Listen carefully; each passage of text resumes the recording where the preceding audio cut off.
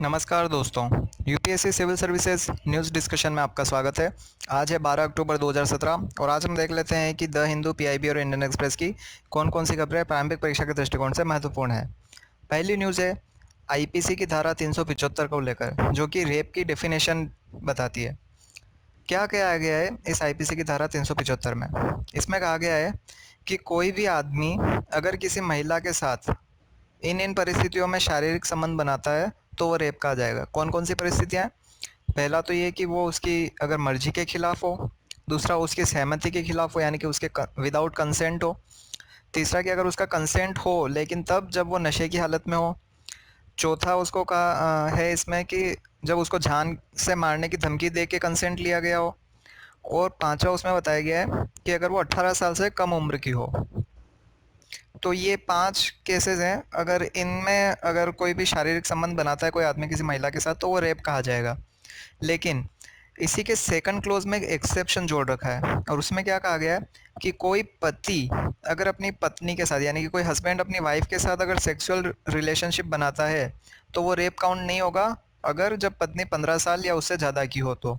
अब देखो, एक तरफ तो वो कह रहे हैं कि 18 साल से कम उम्र की लड़की के साथ संबंध बनाना रेप है, और वहीं एक्सेप्शन में 15 साल की पत्नी के साथ संबंध बनाना रेप नहीं है। और तो और, चूंकि भारत में मैरिटल रेप को भी रिकॉग्नाइज नहीं किया जाता, इसलिए 15 साल की लड़की जिसकी शादी हो गई है उसका चाहे कंसेंट हो या ना हो वो रेप काउंट नहीं किया जाएगा। इसीलिए कल सुप्रीम कोर्ट में एक पीआईएल पे सुनवाई चल रही थी और उसमें सुप्रीम कोर्ट ने कहा कि आईपीसी का जो सेक्शन 375 है और उसका जो ये सेकंड नंबर का जो एक्सेप्शन जो उसमें डाल रखा है सेकंड क्लोज में, वो तो एक आर्टिफिशियल डिस्टिंक्शन पैदा कर रहा है एक मैरिड गर्ल और अनमैरिड गर्ल के बीच में। सुप्रीम कोर्ट ने कहा कि बहुत सारे लॉज में भी कॉन्ट्राडिक्शन है, जैसे कि पोक्सो एक्ट जो है 2012 वाला, उसमें चाइल्ड की डेफिनेशन के बारे में कहा गया है कि जो भी 18 साल से कम का है वो चाइल्ड की कैटेगरी में आएगा, और उसके साथ अगर सेक्सुअल रिलेशनशिप का अगर कोई बनाता है तो वो एक ऑफेंस है। लेकिन आईपीसी का ये एक्सेप्शन जो है सेकंड वाला वो इसका कॉन्ट्राडिक्टरी है। एक और एक्ट है, आपको पता होगा कि prohibition of child marriage act, यानी कि बाल विवाह को रोकने के लिए जो एक एक्ट बनाया गया था, उसमें बताया गया कि लड़के की शादी की उम्र 21 साल होगी और लड़की की 18 साल। लेकिन ये भी कॉन्ट्राडिक्ट कर रहा है क्योंकि यहाँ तो 15 साल की लड़की की शादी भी हो रही है और उसको रेप भी काउंट नहीं किया जा रहा है। तो इसीलिए कल सुप्रीम कोर्ट ने कहा कि आईपीसी का जो ये सेक्शन है वो आर्टिकल 14 यानी कि इक्वेलिटी बिफोर लॉ, आर्टिकल 15 यानी कि डिस्क्रिमिनेशन बेस्ड ऑन सेक्स, और आर्टिकल 21 यानी कि राइट ऑफ रिप्रोडक्टिव चॉइस, इन तीनों का उल्लंघन करता है। इसलिए अब 18 साल से कम उम्र की लड़की के साथ शारीरिक संबंध बनाना, चाहे वो उसका पति हो या कोई और भी हो, और चाहे उसका कंसेंट हो या ना हो, वो रेप कहलाएगा। सुप्रीम कोर्ट ने कहा कि 18 साल से कम उम्र की लड़की के कंसेंट को स्वीकार नहीं किया जा सकता, क्योंकि इतनी कम उम्र में तो उसकी चॉइस को मैनिपुलेट किया जा सकता है, उसका कंसेंट तो बहला फुसला के भी लिया जा सकता है।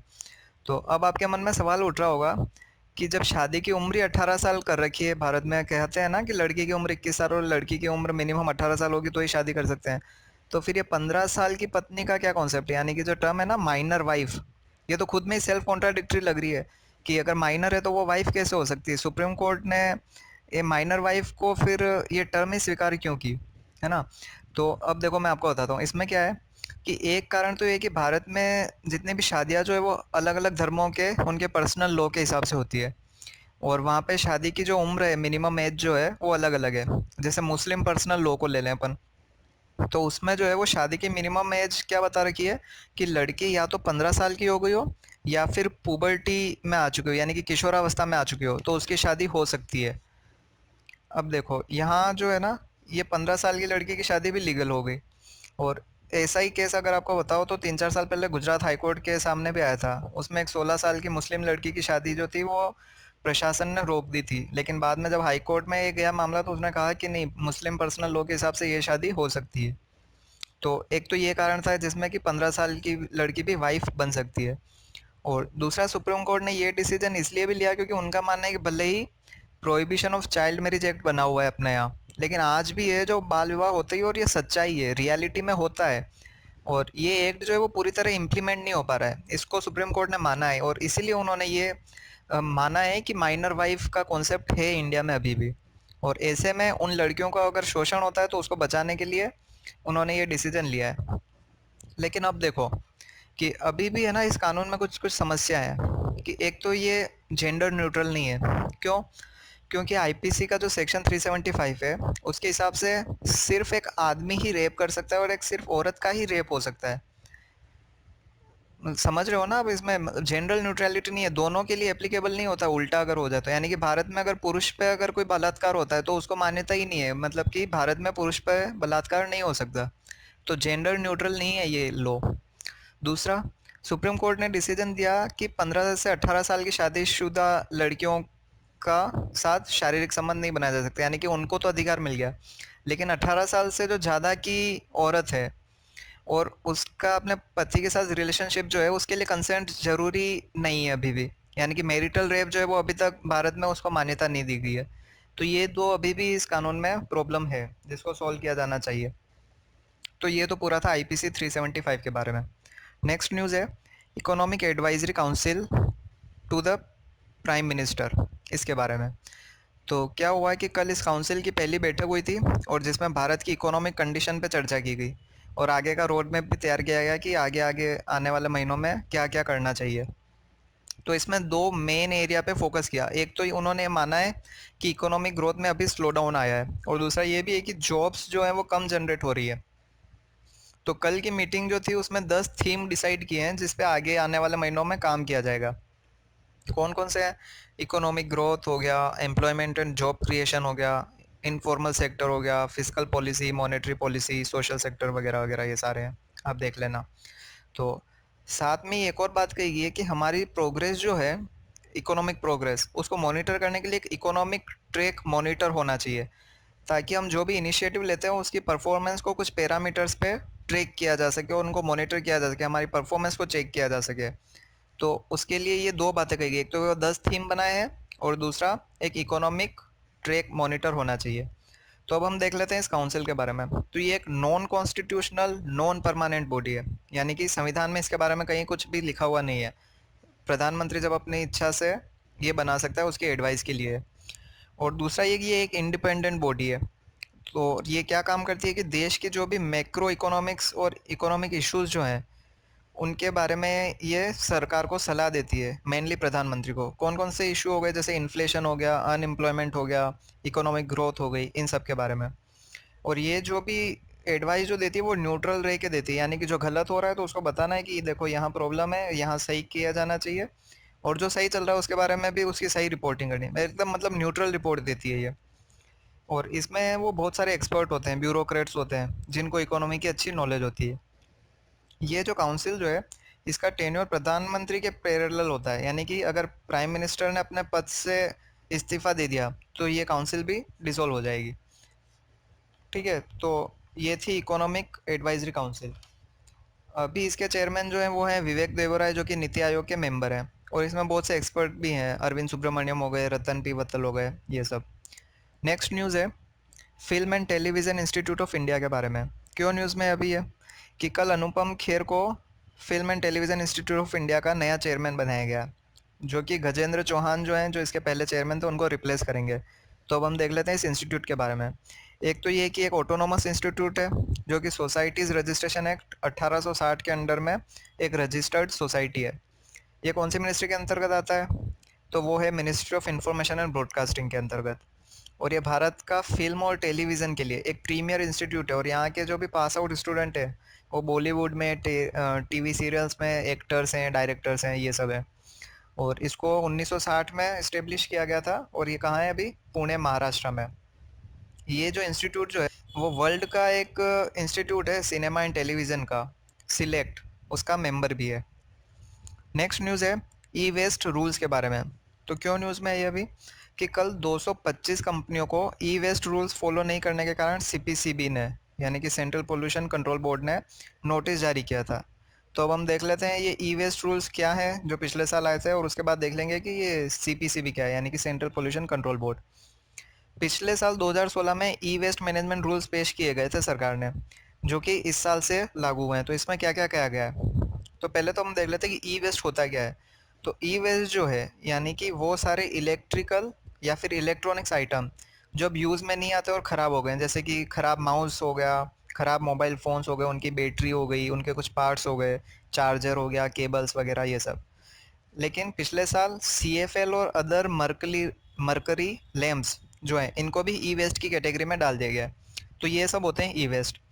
तो इन सब के लिए क्या बनाया गया, इनके मैनेजमेंट के लिए कुछ रूल्स बनाए। तो पहला तो ये है कि ये जितने भी ई वेस्ट हैं इन सबको कलेक्ट करना और उनको साइंटिफिकली रिसाइकिल करना। ये अब से किन किन की जिम्मेदारी हो गई है, मैन्युफैक्चरर की, डीलर की, रिटेलर की और रिफर्बिशर की। इन सब की जिम्मेदारी है कि ये इन सबको कलेक्ट करें और इनको साइंटिफिकली रिसाइकिल करें।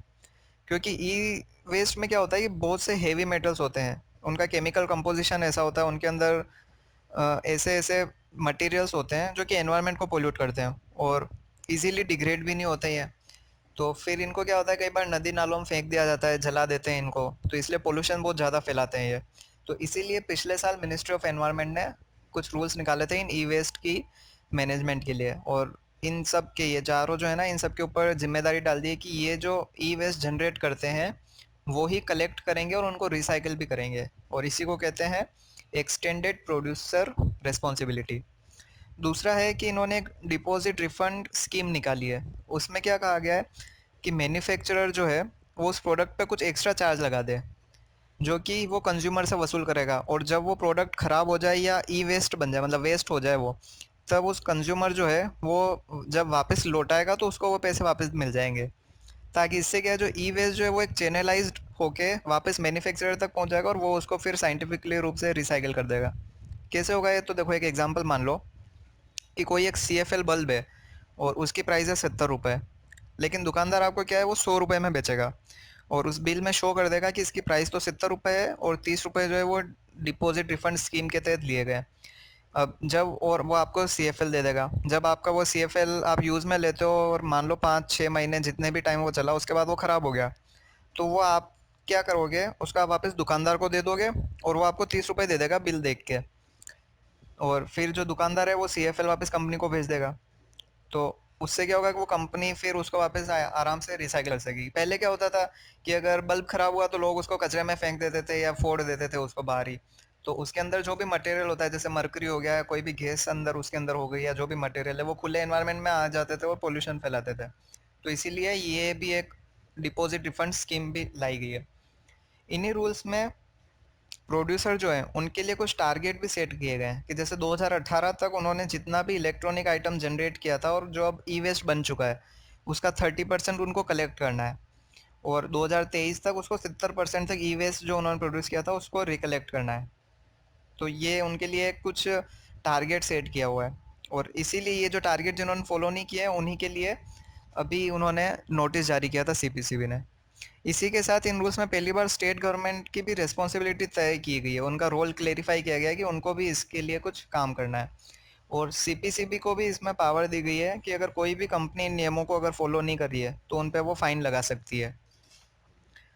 यहाँ एक बात याद रखना कि जो माइक्रो और स्मॉल एंटरप्राइजेज जो हैं, जो कि micro small medium development act 2006 के अंतर्गत आते हैं, उनको इन रूल से बाहर रखा गया है। यानी कि उनको छूट दे रखी है कि वो ई वेस्ट मैनेजमेंट रूल्स 2016 जो है वो अगर फॉलो ना भी करे तो भी उनके ऊपर फाइन वगैरह नहीं लगेगा।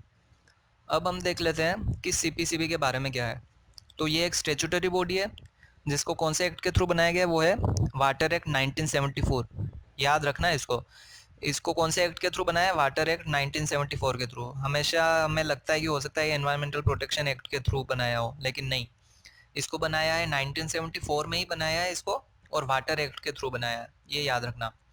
और बाद में इसके फंक्शन और पावर जो है वो उनको बढ़ा के एयर एक्ट को, जो कि 1981 वाला जो है, उसके अंदर इसको पावर दे रखी है। ये कौन सी मिनिस्ट्री के अंतर्गत आता है, तो सिंपल है, मिनिस्ट्री ऑफ एनवायरनमेंट के अंतर्गत आएगा। और इसको टेक्निकल असिस्टेंट जो प्रोवाइड कराता है वो ये मिनिस्ट्री को करवाता है। वो कौन से एक्ट के थ्रू कराता है, वो है एनवायरमेंटल प्रोटेक्शन एक्ट जो है 1986। उसके अंतर्गत जितने भी मामले आएंगे उनसे रिलेटेड अगर कोई एडवाइस चाहिए या टेक्निकल असिस्टेंस चाहिए मिनिस्ट्री को, तो ये प्रोवाइड कराएगा उनको। इसके चेयरमैन की नियुक्ति कौन करता है, सेंट्रल गवर्नमेंट। और इसका प्रिंसिपल फंक्शन क्या है, यानी कि इनिशियली इसको जो है वाटर एक्ट और एयर एक्ट के थ्रू ही इसको काम करने की पावर दे रखी थी, इसलिए इसके प्रिंसिपल फंक्शन जो है वो दो हैं। क्या है, एक तो कि वाटर पोल्यूशन को कंट्रोल करना और जितने भी कुएं हैं, नदियां हैं, उन सबको क्लीन रखना। और दूसरा है एयर क्वालिटी को इम्प्रूव करना। ये इसके दो प्रिंसिपल फंक्शन है, बाकी अब तो इसके दायरा बहुत बढ़ा चुके हैं। नेक्स्ट न्यूज़ है संकल्प और स्ट्राइव स्कीम के बारे में। ये दोनों जो स्कीम है वो देश में स्किल इंडिया मिशन जो है उसको बूस्ट करने के लिए लाई गई है। कौन सी मिनिस्ट्री चलाएगी इनको? तो सिंपल है, ministry of skill development and entrepreneurship. और ये एक सेंट्रली स्पॉन्सर्ड स्कीम है, यानी कि सेंट्रल इसमें कुछ पैसा देगा लेकिन मशीनरी जो होगी वो स्टेट की लगेगी। और ये एक आउटकम फोकस्ड स्कीम है, यानी कि आउटकम आने पे ही इस स्कीम को आगे चलाया जाएगा। और मेन जो फोकस है वो आउटकम के ऊपर है, ये नहीं कि सिर्फ इनपुट दे दिया कि हम इतना खर्च कर रहे हैं, साथ में आउटकम को भी मॉनिटर किया जाएगा। और वर्ल्ड बैंक ने जो है वो इन दोनों प्रोजेक्ट के लिए लोन दे रखा है, ये याद रखना है, वर्ल्ड बैंक द्वारा लोन दिया गया है इसके ऊपर, संकल्प और स्ट्राइव स्कीम के लिए। इस स्कीम में क्या है कि वोकेशनल ट्रेनिंग और एजुकेशन को सर्टिफाई किया जाएगा, एक्रीडिएट किया जाएगा और उनको रेगुलेट भी किया जाएगा।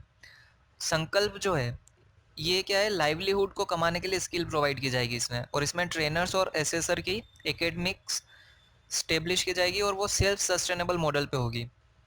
और स्ट्राइव में जो है वो इंडस्ट्रियल स्किल को बढ़ावा दिया जाएगा। और इसमें क्या है, आईटीआई जो है अपने उनको इंसेंटिव दिया जाएगा, इंसेंटिव, ताकि स्टूडेंट जो है वो एमएसएमई में हो गया, इंडस्ट्री क्लस्टर्स जो हो गए वहाँ पे अप्रेंटिसशिप में जाएं। नेक्स्ट न्यूज़ है एनजीटी के बारे में, यानी कि नेशनल ग्रीन ट्रिब्यूनल। क्यों न्यूज़ में? कि अभी एनजीटी ने जो है वो जंतर मंतर पे प्रोटेस्ट करने पे बैन लगा दिया था। तो इसके लिए उन्होंने क्या रीज़न दिया कि उन्होंने कहा है कि एक तो दिल्ली का जो मास्टर प्लान है उसके अकॉर्डिंग ये एक रेजिडेंशियल एरिया है, और दूसरा ये कि यहाँ पे लाउड स्पीकर के प्रयोग से नॉइज़ पोल्यूशन होता है और वहाँ के लोगों को रहने में दिक्कत आती है। और तीसरा कि प्रोटेस्टर प्रोटेस्ट करने के बाद बहुत ज़्यादा वहाँ पे गंदगी फैला देते हैं और फिर वहाँ सफाई का कुछ उनका उसकी रिस्पॉन्सिबिलिटी कुछ तय नहीं है। इसलिए वहाँ के लोगों के राइट टू लाइफ और राइट टू सेफ एनवायरनमेंट, यानी कि आर्टिकल 21 का अगर उल्लंघन नहीं हो, इसके लिए उन्होंने ये बैन लगा दिया है। हालांकि इस डिसीजन का कुछ क्रिटिसिज्म भी हो रहा है, क्योंकि ये विरोध प्रदर्शन करना, धरना देना, ये एक राइट टू डिसेंट है, यानी कि आर्टिकल 19 के तहत हमको अभिव्यक्ति की स्वतंत्रता दे रखी है, राइट टू स्पीच के लिए, फ्रीडम ऑफ स्पीच के लिए। तो उसमें राइट टू डिसेंट आता है, तो वो इससे अब क्या है, हर्ट हो रहा है। ये इसका क्रिटिसिज्म है। अब देख लेते हैं अपन एनजीटी के बारे में, ये तो न्यूज़ होगी, एनजीटी के बारे में अब हम देख लेते हैं। तो ये एक स्टेचुटरी बॉडी है जिसको एनजीटी एक्ट 2010 के थ्रू बनाया गया है। और इसका मुख्य उद्देश्य क्या है? आर्टिकल 21 के अनुसार जो हेल्दी एनवायरनमेंट है वो प्रोवाइड कराना वहाँ के लोगों को। ये इंडिया की पहली डेडिकेटेड एनवायरमेंटल कोर्ट है, और ये एनवायरनमेंट की कंडीशन से रिलेटेड जितने भी सिविल केसेस हैं उनको हैंडल करती है। ये केसेस सारे सिविल केसेस जो है हैंडल करती है, लेकिन ये कोड ऑफ सिविल प्रोसीजर के अकॉर्डिंग काम नहीं करती, बल्कि नेचुरल जस्टिस के प्रिंसिपल पे काम करती है। और एक और प्रिंसिपल पे काम करती है, वो है पोल्यूटर्स पे प्रिंसिपल, यानी कि जो प्रदूषण करेगा वही उसका भुगतान भी करेगा। तो उसमें क्या होता है कि ये पोल्यूटर्स पे फाइन लगा सकती है कि आपने एनवायरनमेंट को पोल्यूट किया है तो आप पैसे दीजिए उसे। इसमें एक चेयरमैन होता है जो कि सुप्रीम कोर्ट का जज या हाई कोर्ट का चीफ जस्टिस, रिटायर्ड या फिर इन सर्विस, कोई भी हो सकता है। और इसकी नियुक्ति कौन करता है? सेंट्रल गवर्नमेंट करती है, वो भी सुप्रीम कोर्ट के चीफ जस्टिस की सलाह पे। इसमें मिनिमम 10 और मैक्सिमम 20 जुडिशियल मेंबर हो सकते हैं, और वैसे ही मिनिमम 10 और मैक्सिमम 20 कुछ एक्सपर्ट मेंबर भी हो सकते हैं, जो कि एनवायरनमेंट में 15 साल का जिनको मिनिमम नॉलेज हो। तो ये जो है वो 5 साल के लिए अपॉइंट होते हैं। और या फिर एक और जो उम्र होती है ना कि कितने साल, 5 साल या फिर उस एज को अटेंड कर ले, तो अगर सुप्रीम कोर्ट का जज है तो 70 साल, और हाई कोर्ट का जज है तो 67 साल। ये होने के बाद ये रिटायर्ड हो जाते हैं। इस कोर्ट का काम है कि हाई कोर्ट और सुप्रीम कोर्ट में जितने भी एनवायरनमेंट से रिलेटेड केस आते हैं उसका बर्डन कम हो जाए, इसलिए ये बनाई गई है। और ये एक स्पीडी रिजोल्यूशन करती है, यानी कि इनको 90 दिनों के अंदर केस सोल्व करना पड़ता है, तो केस फटाफट पे सोल्व हो जाता है। कि एनवायरमेंटल प्रोटेक्शन एक्ट 1986 में हो गया, air act 1981, water act 1974, biodiversity act, इन ये बहुत सारे जो हैं इन सब के अंतर्गत आने वाले केसों को देखती है। लेकिन इसकी कुछ लिमिटेशंस भी है। कौन कौन सी? कि एक तो ये 5 साल से पुराने केस नहीं देख सकती, ये इसकी लिमिटेशंस याद रखना आप। और सेकंड वाला तो बहुत ज़्यादा इंपॉर्टेंट है कि ये wild life protection act 1972, forest act 1927 और सारे स्टेट के जो अपने अपने फॉरेस्ट एक्ट हैं उनके अंतर्गत अगर कोई मामला आता है तो उसकी जांच नहीं कर सकती। ये जनरली टेस्ट सीरीज़ वगैरह में ये ऐसे क्वेश्चन पूछे जाते हैं कि NGT wild life protection act 1972 के अंतर्गत आने वाले मामलों को चेक कर सकती है या नहीं, तो नहीं कर सकती। कौन कौन से हैं याद रखना, wild life protection act 1972, forest act 1927 और स्टेट फॉरेस्ट एक्ट, जितने भी स्टेट के अपने अपने जो फॉरेस्ट एक्ट हैं उन सब के लिए। और इसमें जो है वो सिर्फ इंग्लिश में ही प्रोसीडिंग्स होती है। ये भी इसकी एक लिमिटेशन है, बोलते हैं कि हिंदी में भी होनी चाहिए, कुछ लोगों को इंग्लिश नहीं आती तो उसके लिए। खैर, ये था एनजीटी। तो नेक्स्ट क्या है, हाँ बस। तो आज की न्यूज़ में बस इतना ही। Thank you very much for the discussion.